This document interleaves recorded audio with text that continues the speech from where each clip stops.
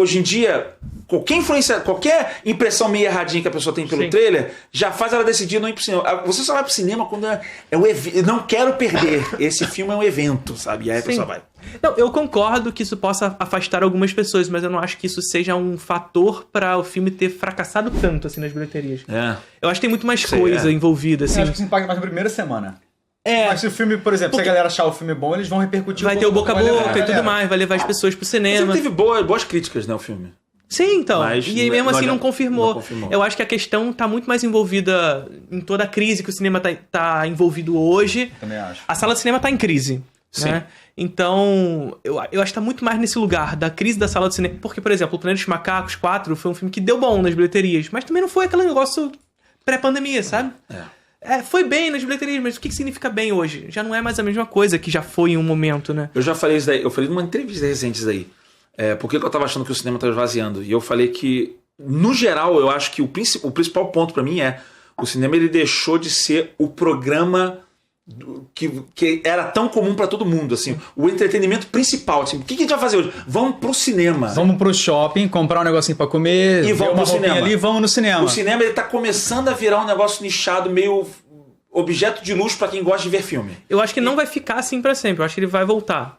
Acho que é assim. Tomara. Porque assim, a galera jovem segura o cinema porque ele ainda é um programa pra galera jovem. Sim. Mas a galera com mais idade, se tu for ver as pesquisas, a galera com mais idade tá deixando de ir pro cinema. Streaming porque, assim, food, pô. Streaming e food, exatamente. Cara, vou pro cinema, tá demorando um mês pra sair o filme no coisa. Sim. Pô, vou ver em casa. Sim. Não é um programa, já virou mais um perrengue do que um programa legal. Então a galera deixa de ir. E aí são vários fatores, né? A gente falou isso aqui. São vários. Tem a pandemia, né? A pandemia criou um novo tipo de espectador pro streaming, que já existia, o streaming já era consolidado. Sim. Só que a pandemia criou e consolidou ainda mais esse tipo de espectador que não prefere ficar em casa, né? Então, tem a pandemia. Aí se cria essa crise na sala do cinema. Sim. A própria crise criativa na indústria também, que tá passando nesse momento. A janela de exibição, que para ir para mais rápido. Então tem vários fatores que vão criando esse novo cenário. Mas a grande questão que eu acho que vai voltar em um determinado momento, GVT, porque o cinema já passou por isso na história. Então, quando a televisão surgiu, por exemplo, foi um momento de crise da sala de cinema. A sala de cinema precisou se reinventar. Surgiu a cor, surgiu o Panavision. O cinema já teve esse momento com o surgimento do controle remoto, por exemplo. Que foi um outro momento que as pessoas puderam ter na sua mão o que fazer com a história e tudo mais. Que hoje está radicalizado no celular. A gente faz o que quiser com o filme. Então, o cinema já passou por isso e já superou, trazendo novas técnicas. Eu acho que esse é o caminho que a gente pode vir a acontecer. São as várias mortes do cinema, né? Então, mas aí isso já vem acontecendo. Que, por exemplo, o Nolan constantemente vende a ideia do IMAX. Sim. O James Cameron constantemente vende a ideia do 3D sem óculos. Então, assim, tá se movimentando. A grande questão é qual vai ser o novo padrão. Eu tô falando, esse daí que você tá falando, eu falei que eu citei que eu fiz uma entrevista, eu falei isso daí tudo, assim. Eu tô citando pra mim o que era o principal ponto. Sim. Mas eu sei que são vários. E eu lembro que eu falei disso também. Eu falei que eu acho que a pandemia teve um papel muito fundamental nisso. Se você for ver, por exemplo, o número de vendas de aparelhos de TV aumentou muito na pandemia. Sim. Outra coisa que eu acho que aí que eu tô com um certo medo do cinema é o avanço da tecnologia. O avanço da tecnologia deu uma ferrada no mercado fonográfico. Ele não deixou de existir, mas ele desceu uma prateleira. Sim. Mudou a fonte de lucro. Exato. Completamente. Eu tô com medo, porque eu acho que o cinema pode estar nesse caminho. Porque assim, é só você comparar. O cinema bombava muito, sim, mas a diferença da qualidade do cinema pra TV de casa era exorbitante. Sim. A TV de casa era tubo. Era uma TV, né? Você vinha a telinha. Pra você ter uma TV de tubo telão, era um negócio do tamanho de uma cama de casal, entendeu? Sim. Hoje em dia você tem uma TV maior e ela não ocupa tanto espaço, é mais acessível para as pessoas. Hoje em dia a galera já compra uma TV, uma polegada nem tão... A menor que tu tem, assim, é muito maior que qualquer tubo que a gente tinha. Sim, lógico. A transmissão de televisão hoje em dia, né, a qualidade de imagem, é muito maior do que a gente tinha antigamente. Sim. Então, e aí aumentando a venda de televisão e a gente tendo a melhora de tecnologia de televisões na casa de todo mundo, tá deixando as pessoas já na dúvida assim, vale a pena mesmo ir pro cinema? Sim. A minha TV de casa já não tá tão ruim, não é aquele tubo de antigamente, Lógico. agora já dá pra ver. E não sabe? só isso, não sei se foi 2019 ou foi na pandemia, mas enfim, no período pandêmico, mesmo que seja alguns meses antes, surgiu o Disney Plus, Star Plus, HBO Max, nenhum desses E o streaming existia. expandindo. A Netflix mudou completamente a escala de produção. O Prime Video, o que ele é hoje, o que ele era ano passado, é outra parada. Tem Paramount verdade. Plus agora, a Globoplay, o catálogo deles tá imenso agora. Os streams cresceram pra caralho, sabe? Então tem muita opção para as pessoas verem coisa em casa. Fílmica. Exato. A Fílmica. Hoje em dia, tanto que eu acho que hoje em dia, quando a galera vai pro cinema, ou você tá num programa e você quer ir, assim, é muito específico, mas normalmente a galera toda vai pro cinema quando você quer participar do filme evento. Você não quer ficar de fora. Que é, sei lá, como aconteceu desde o Titanic. Eu lembro do Titanic.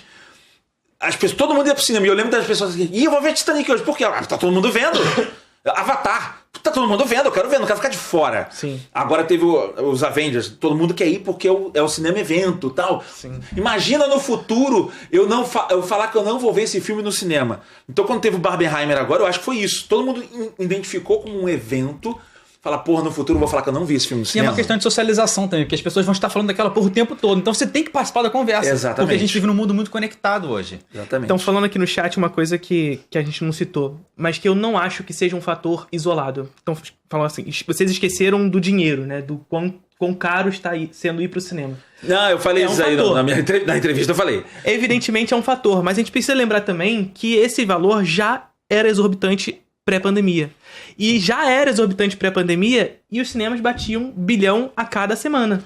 Então, assim, é claro que tá caro. Evidentemente tá caro. Tá caro pra todo mundo o cinema hoje, mas também já era caro. Então, na verdade, o que trouxe a crise para a sala de cinema é uma junção de muitos fatores ao mesmo tempo. Eu vou até te falar, antigamente eu, velho, de 45.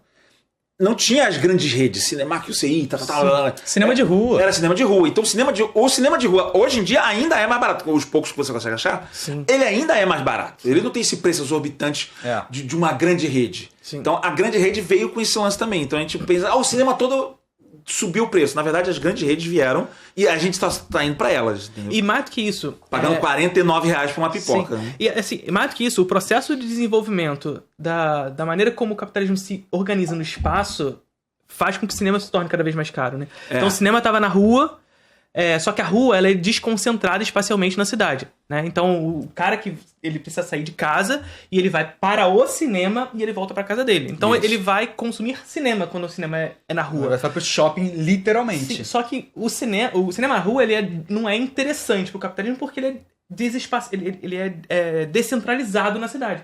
Então o que o capitalismo a partir da década de 80 faz? Centraliza as atividades globais no local. Isso. Então você sai de casa, você vai pro shopping, você não vai para o cinema. Você vai para um shopping, e portanto uma feira global. O shopping é uma feira. Sabe a feira da sua rua de fruta? Só que a feira da sua rua é uma feira onde se reúne as atividades locais no local. O shopping é uma feira que reúne as atividades globais no local. A feira gourmet. Exatamente. Então o cara ele sai de casa, ele vai pro shopping, e lá no shopping ele é exposto a uma série de atividades econômicas que não só o cinema.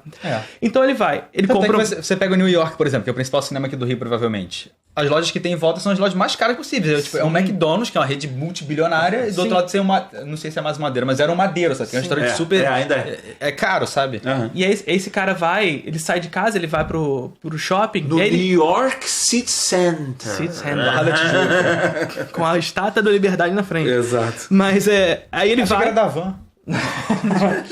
Ele vê uma roupa que ele gostou, ele compra, vou tomar uma casquinha que... mas vou no cinema, tem que comer um fast food. Ele come fast food, aí no final ele vai pro cinema, tem a pipoca também. Então assim, ir pro cinema ele é caro, não só porque o ingresso tá caro, mas porque ao ir para o shopping, se reuniu as atividades econômicas globais no local. Então as pessoas elas passam a não só consumir o cinema, que elas saíam de casa e iam direto para o cinema de rua, como elas vão para um lugar que é um lugar feito para consumir. Verdade. O cinema virou uma parte de uma experiência muito maior. Muito maior do que só isso. Não é à toa que, espacialmente, o cinema, dentro do shopping, é o último andar. Você passar por todas as etapas de consumo até chegar no cinema. Então, o cinema ele é uma parte da sua experiência de consumo. Você me botou pra pensar nisso, não tinha pensado nisso não. Porque assim, quando você ia pro cinema realmente sozinho, você vai... Agora, quando você vai pro shopping, você já não pensa em ir pro cinema, você pensa em ir para a experiência shopping. É o shopping. Que engloba muito mais grande. Comprar você lembrancinha ali. E você já não encara ele como um programa. Sim. Né? Que, tipo, vou pra um show. Sim. Você encara ele como parte de ir pro shopping. Às vezes você não quer ir pro shopping, aí você deixa de ir pro cinema. Sim. E aí você tinha pensado nisso. E o capitalismo faz essa lógica, né? Ele estrutura espacialmente. Se bem que eu fui muito pra cinema de shopping a minha vida inteira. Ah, sim. Eu fui pra cinema de rua, mas provavelmente... O meu primeiro foi o ET. Foi cinema de rua. Não, eu assisti Pokémon 2000 no cinema na Tijuca, de rua na Tijuca. Foi lá na Praça Seca, pra quem é do Rio de Janeiro aqui. Não, fui muito em cinema de rua na Tijuca ali, que hoje virou Universal. Não, o meu também. O cinema da Praça Seca virou uma igreja lá. Todos. Acho que é Universal também. Todos. Esses cinemas de rua que deixaram de ser cinema de rua foram igreja, espacialmente mudados. Meu sonho é comprar uma igreja, fechar e abrir um cinema. Porra, ia ser muito bom. Ia ser muito bom. Eu já até falei qual pra minha noiva, mas eu não vou falar aqui não. Pra Aí bota o telão e deixa uma marquinha de leve da cruz na sacanagem. Inclusive o filme do Kleber, o Retratos Fantasmas, conta um pouco sobre isso. De como na cidade os cinemas eles estão mudando a sua função espacial na cidade pra lógica da igreja mesmo, da Universal. Eu acho assim, o que você falou faz sentido, e eu também acredito nisso. Eu acho que assim, a chance do cinema se recuperar é ele se reinventar, ou ele se ressignificar para ele voltar a ser considerado um programa de final de semana que todo mundo quer ir. E não só o filme. Volta e meia, restaurantes tem isso. Eu tava vendo agora, lá em Jacarepaguá tem acho que todo lugar. Tá começando a surgir os tal dos restaurantes espetáculo. Já viu? Um telão pra caralho. Um telão, parece um parque da Disney. Porra, tem um na freguesia bom pra caralho. Scorsese diria que não é um restaurante. É um parque de diversão. Exato. Mas isso é uma forma do restaurante de se reinventar pra chamar as pessoas. Sim. Né? É um restaurante instagramável. Isso. Gente, olha só. Geralmente, se é instagramável, é ruim. Restaurante bom é restaurante feio, mas a comida é boa. Não necessariamente. É quase Tem regra. muito restaurante bonito que é bom pra caralho. Depende. Só é caro. Depende. Mas sim, e depende muito forte, porque geralmente se é bonito é ruim. Geralmente. Mas o que é bonito? Não, o que eu tô falando bonito aqui não é bonito de um restaurante ser aconchegante, não é isso não. É de ser instagramável. É você feito pra tirar foto. A comida, ela tem fumacinha que sai, joga negocinho e muda de cor. A comida é ruim. Tem perto da minha casa diner, que é tipo de breakfast. Eu olho pra aquilo, eu fico com asco só de imaginar entrar no lugar. Porque, tipo, você vai entrar pra tomar um café, diner. Vai tirar uma foto do seu brunch e postar no seu Insta. Puta que pariu, que ódio. Não dá. Geralmente é ruim. Tira foto e depois só come. Horrível a comida. Sim. Mas eu entendo que o cinema vai conseguir se recuperar nessa, assim. Ele conseguir criar o cinema, não o cinema espetáculo, mas tá entendendo, né? Alguma coisa que faça ele ser um programa que a galera, caraca, eu vou pro cinema. Ele vai ter que encontrar um novo padrão. Assim, o padrão pré-pandemia era o padrão Marvel, só que o padrão Marvel entrou em crise por conta da pandemia, por conta da sessão streaming, por conta de todas essas questões que a gente falou. Várias coisas, E hoje a indústria está tentando encontrar esse novo padrão. Mas isso é algo que a gente sente hoje, mas a indústria procura isso faz tempo. Eu lembro que eu até já falei isso aqui. Eu fui numa sessão, uma cabine em 2017 no New York, acho que era do filme da Múmia. E o chefe da América Latina da UCI apresentou a sessão e era a estreia da sala 4D.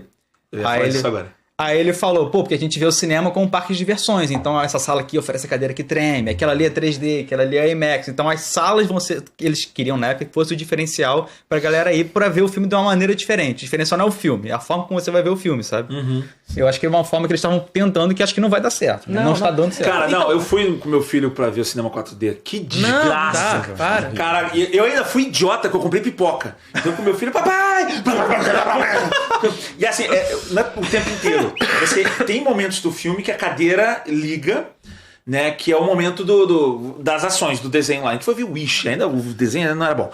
E aí, cara, vai começar. Ele, papai, vai começar a acudir.